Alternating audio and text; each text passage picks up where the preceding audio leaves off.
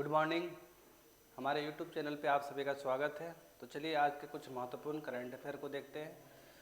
तो आइए स्टार्ट करते हैं। हाल ही में किस आईटी संस्थान ने किसानों की आय को बढ़ाने के लिए, किसके लिए, तो किसानों की आय को बढ़ाने के लिए सौर निर्जलीकरण तकनीक, क्या नाम है इसका, सौर निर्जलीकरण तकनीक को बनाया है। किसके लिए बनाया गया है, तो किसानों की आय को बढ़ाने के लिए। किन्होंने बनाया है, तो आईआईटी ने बनाया। कौन सा आईआईटी ने बनाया है, तो आपके पास विकल्प यहाँ पे 4 हैं। तो ये आईआईटी कानपुर के द्वारा बनाया गया है। क्या बनाया गया है, तो याद रखिएगा, सोलर डिहाइड्रेशन टेक्नोलॉजी को बनाया गया। जिससे क्या होगा, तो फार्मर्स के इनकम क्या होंगे, बढ़ेंगे। ठीक है, बहुत इंपॉर्टेंट है। आगे बढ़ते हैं। आईआईटी कानपुर भारत के प्रमुख अनुसंधान संस्थानों में से एक है जो स्वच्छ ऊर्जा समाधान विकसित करने की में अग्रणी है। भारत और किस देश ने हाल में ट्रस्ट इनिशिएटिव, बहुत इंपॉर्टेंट है, कहता है क्या कि ट्रस्ट इनिशिएटिव किसके द्वारा भारत और किस देश के बीच में स्टार्ट हुआ है, तो India and which country have recently launch trust initiative. बात की जाए किसके बात में है, तो भारत और अमेरिका के बीच में स्टार्ट किया गया। क्या नाम है, ट्रस्ट इनिशिएटिव, भारत और अमेरिका के बीच में स्टार्ट किया गया है। ठीक है, क्या है ये, थोड़ा देखते हैं। कहते हैं क्या, अमेरिका और भारत के बीच में मजबूत रणनीतिक साझेदारी है जिसमें डिजिटल और तकनीकी सहयोग शामिल है। हाल में किस राज्य में राष्ट्रपति शासन लगाया गया, तो आप सभी को पता होगा कहाँ पे, मणिपुर में लगाया गया। आप जानते हैं कि संविधान के अनुच्छेद 356 के तहत, कितने, 356 के तहत जब राज्य सरकार संविधान के अनुसार कार्य करने में क्या हो जाती, असमर्थ हो जाती है, तो राष्ट्रपति शासन लागू हो जाता है। ठीक है, बहुत इंपॉर्टेंट है। आगे बढ़ते हैं। हाल ही में काशी तमिल संगम, बड़ा इंपॉर्टेंट, क्या नाम है, काशी तमिल संगम के तीसरे संस्करण का उद्घाटन कहाँ हुआ, where by the third edition of Kashi Tamil Sangam inaugurated recently. तो ये हमारा कहाँ हुआ है, वाराणसी में। कहाँ हुआ, वाराणसी में। किन्होंने किया, तो आप याद रखिएगा, यूपी के सीएम कौन है, योगी आदित्यनाथ के द्वारा उद्घाटन किया गया। कौन से संस्करण है, तो ये संस्करण कितना है, तीसरा संस्करण है। क्या नाम है, तो काशी तमिल संगम का बात किया जा रहा है। आगे बढ़ते हैं हम लोग। काशी तमिल संगम भारत की संस्कृति, विविधता और परंपरा को उजागर करने के लिए आयोजित किया जाता है। हाल ही में अंतर्राष्ट्रीय ऊर्जा एजेंसी, इंटरनेशनल एनर्जी एजेंसी का बात किया जा रहा है। क्या नाम है इनका, इंटरनेशनल एनर्जी एजेंसी का बात किया जा रहा है। इसके द्वारा भारत की प्राकृतिक गैस की खपत 2030 तक कितने प्रतिशत बढ़ने की संभावना है।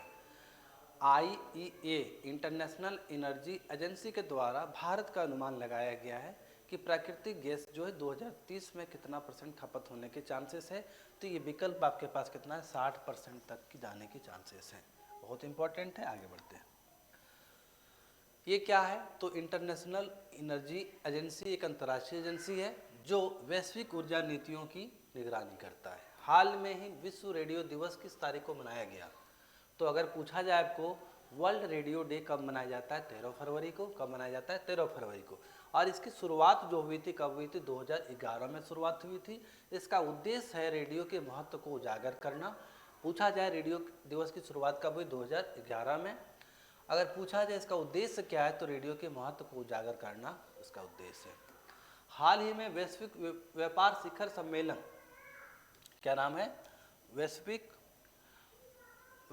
व्यापार शिखर सम्मेलन का किसने संबोधित किया, who has recently address the global business summit का बात किया जा रहा है। बहुत इंपॉर्टेंट है। तो याद रखिएगा, हमारे देश के प्राइम मिनिस्टर नरेंद्र मोदी के द्वारा क्या किया गया, इस समिट का संबोधित किया। ठीक है, बहुत इंपॉर्टेंट है। चलिए आगे बढ़ते हैं हम लोग। क्या है, कहते हैं ग्लोबल बिजनेस समिट में विश्व अर्थव्यवस्था और व्यापार की भविष्य की दिशा पर चर्चा की जाती है। क्या है ग्लोबल बिजनेस समिट, तो विश्व की अर्थव्यवस्था को देखते हैं और व्यापार की भविष्य की दिशा पर चर्चा की जाती है। भारत के पहले गवर्नर जनरल कौन थे, सभी को पता होगा, वारेन हेस्टिंग्स से। ये कब बने थे, 1773 में भारत के पहले गवर्नर जनरल बने थे। भारतीय स्वतंत्रता अधिनियम, when by the Indian independence act 1947 passed. Bharat स्वतंत्रता अधिनियम 1947 का पारित हुआ, तो सभी को याद होगा 18 जुलाई 1947 को ये पारित हुआ। भारतीय स्वतंत्रता अधिनियम 1947 ने ब्रिटिश शासन से भारत की स्वतंत्रता का मार्ग प्रशस्त किया था। याद रखिएगा, इंटरनेट का आविष्कार किसने किया था? आज देख रहे हैं हमारा पूरा दुनिया जो है ये क्या है, इंटरनेट के गुलाम बन चुका है ना। तो बात किया जा रहा है कि हु इन्वेंटेड द इंटरनेट, तो टिम बर्नर्स ली का नाम लिया जाता है, जिन्होंने क्या किया था, ये आधुनिक आज के डेट में जो हम लोग यूज कर रहे हैं, जो इंटरनेट है उसका आविष्कार किया था। चलिए बात करते हैं कुछ। टिम बर्नर्स ली ने 1989 में वर्ल्ड वाइड वेब WWW का आविष्कार किया था। वैश्विक पर्यटन लचीलापन दिवस बहुत इंपॉर्टेंट है, क्या नाम है इसका? वैश्विक पर्यटन लचीलापन दिवस का बात किया जा रहा है। ग्लोबल टूरिज्म रेजिलियंस डे किस तारीख को मनाया जाता है? तो आप याद रखिएगा 17 फरवरी को मनाया जाता है क्या? वैश्विक पर्यटन लचीलापन दिवस। संयुक्त राष्ट्र UN ने पर्यटन क्षेत्र को मजबूती देने के लिए इस दिन को शुरुआत की थी। किसके लिए? तो वैश्विक पर्यटन लचीलापन दिवस को 17 फरवरी को स्टार्ट किया। किसके द्वारा स्टार्ट हुआ? तो हमारा संयुक्त राष्ट्र UN के द्वारा। किसके द्वारा? UN के द्वारा। बहुत इंपॉर्टेंट, आगे बढ़ते हैं। कहता सम्मेलन, कहता है कि हाल में किस देश द्वारा जुलाई में ब्रिक्स शिखर सम्मेलन, क्या पूछा क्या, कि जुलाई में जो ब्रिक्स शिखर सम्मेलन होगा वो किस देश में आयोजित होगा? ठीक है, which country will host the BRICS summit in July, बहुत इंपॉर्टेंट है।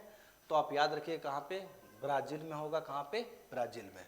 बात किया जाए ब्रिक्स के बारे में, तो ये ब्रिक्स है क्या? तो इसकी स्थापना कब हुई थी? 2009 में। कुछ इसके जो देश हैं, ब्राज़ील है, रूस है, भारत है, चीन और दक्षिण अफ्रीका है। बहुत इंपॉर्टेंट। स्थापना कब हुई थी इसकी? 2009 में। हाल ही में कौन सा हिंद महासागर सम्मेलन ओमान में आयोजित हुआ? कहाँ पे हुआ है? तो आप याद रखिएगा ओमान का बात किया जा रहा है। क्या हुआ था? तो हिंद महासागर इंडियन ओशियन सम्मेलन का बात किया जा रहा है। Which Indian ocean conference was recently held in Oman, कहाँ पे? ओमान का बात किया जा रहा है। ओशियन कॉन्फ्रेंस का बात कर रहा है, इंडियन ओशियन का। तो आप याद रखिएगा 8वां है। कौन सा है? 8वें नंबर का है। बहुत इंपॉर्टेंट है, आगे बढ़ते हैं। ठीक है, कहता है कि हिंद महासागर सम्मेलन का उद्देश्य क्षेत्रीय सहयोग को मजबूत करना। इनका क्या उद्देश्य है? तो क्षेत्रीय सहयोग को मजबूत करना है। हाल ही में किस राज्य सरकार ने नए वन्यजीव संरक्षण क्या लाया है? नए वन्यजीव संरक्षण नियम लागू किया जो नील गाय को मारने की अनुमति दे दिया है। तो आपके पास विकल्प है क्या, कि हमारा which state government has recently implemented new wild life protection rules allowing the killing of nilgai. तो ये पंजाब सरकार ने लाया है। किसको? नील गाय को मारने के लिए नए नियम लागू किए। नील गाय ब्लू बुल भारतीय किसानों की फसलों को नुकसान पहुंचाने के लिए जानी जाती है। हाल में ही पंजाब सरकार ने तेजाब हमले एसिड अटैक के पीड़ित को कितने हजार रुपये मासिक सहायता देने की घोषणा किया है? पंजाब सरकार ने एसिड अटैक उन सभी लोगों को मंथली 10,000 रुपये देने की घोषणा किया है। कितने घोषणा किया है? 10,000 रुपये देने का घोषणा किया है, ताकि क्या हो उनके, तो एसिड अटैक पीड़ित की आर्थिक सहायता और पुनर्वास की जरूरत होती है। इसलिए क्या किया हरियाणा पंजाब की सरकार ने, किन्होंने? पंजाब की सरकार ने उन सभी लोगों को 10,000 रुपये प्रति मंथ देने की घोषणा किया। हाल में ही भारत टैक्स 2025 का आयोजन किस मंत्रालय के द्वारा किया गया? Which ministry has organized the Bharat Tex 2025 mega global event. तो आप याद रखिएगा मिनिस्ट्री ऑफ टेक्सटाइल। किसके द्वारा? तो वस्त्र मंत्रालय के द्वारा स्टार्ट किया गया। किसके द्वारा? वस्त्र मंत्रालय के द्वारा स्टार्ट किया गया। कहते हैं क्या, भारत टैक्स 2025 भारत के वस्त्र उद्योग को वैश्विक मंच पर प्रस्तुत करता है। हाल में ही आयुष्मान भारत वही वंदना योजना कहाँ शुरुआत हुआ? तो आप याद रखिए कहाँ पे? पुदुचेरी में। कहाँ पे हुआ था? तो पुदुचेरी में। कहाँ पे हुआ है? पुदुचेरी में। बहुत इंपॉर्टेंट है। कहाँ पे? पुदुचेरी में। और ये जो योजना है किसके लिए है? तो यहाँ के जितने भी कौन हैं, वरिष्ठ नागरिक के लिए वित्तीय सुरक्षा, ठीक है, वित्तीय सुरक्षा प्रदान करने के लिए शुरुआत किया गया है। क्या नाम है? तो वही योजना है ना, क्या नाम है?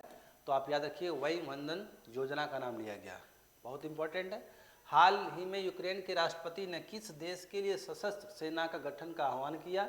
Recently, the president of Ukraine has called for the formation of an armed army for which country? तो ये यूरोप के लिए किया है। किसके लिए? यूरोप के लिए क्या है? बहुत इंपॉर्टेंट है। चलिए आगे बढ़ते हैं। हाल ही में किस तारीख को विश्व रेडियो दिवस मनाया जाता है? तो ये हमारा 13 फरवरी है। कब मनाया जाता है? 13 फरवरी को। कहता है कि यह पौधे के लिए आवश्यक पोषक तत्व कौन कौन से हैं? तो आप याद रख सकते हैं, कार्बन डाइऑक्साइड भी इंपॉर्टेंट है, ऑक्सीजन भी इंपॉर्टेंट है, और नाइट्रोजन तो मोस्ट इंपॉर्टेंट है। इसी को क्या बोलते हैं? ग्रोथ बोलते हैं, नाइट्रोजन के कारण। ठीक है, चलिए आज के लिए इतना ही। तो बने रहिए हमारे यूट्यूब चैनल पे, लाइक कीजिए, सब्सक्राइब कीजिए। जय हिंद, धन्यवाद।